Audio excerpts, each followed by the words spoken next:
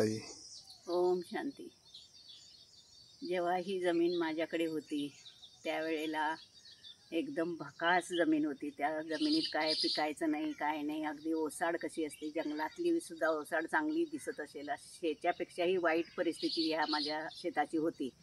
पण जेव्हापासून मी बाबांना ही जमीन दिली आणि त्याच्यानंतर मी जेव्हा जेव्हा इकडे येऊन जात राहते तेव्हापासून हळूहळू टप्प्याटप्प्याने ती जमीन इतकी सुंदर झाली आता.